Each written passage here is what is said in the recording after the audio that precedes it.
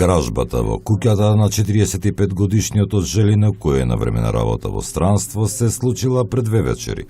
При тоа, засега непознати сторители одзеле пиштол, булчи роки, со 3 рамки со 3 куршуми, калибар 9 мм, кој го поседувал со дозвола и 3 златни синџири.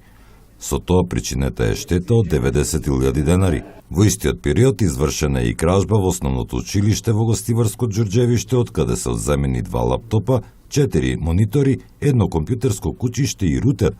Штетата од оваа кражба е 30.000 денари.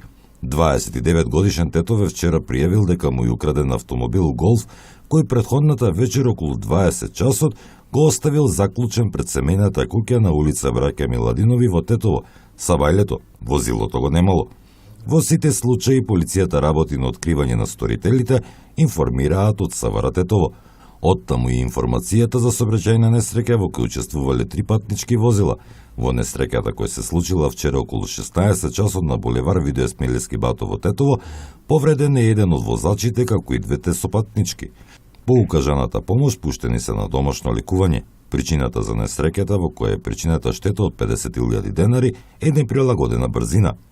Иста е причината и за сообраќајката случена утро во 50 на минути пред 7 часот во непосредна близина на наплатната рампа во Желино. Возачот Теново, кој бил сам во возилото, се здобил со телесни повреди и е задржан во Тетовската болница.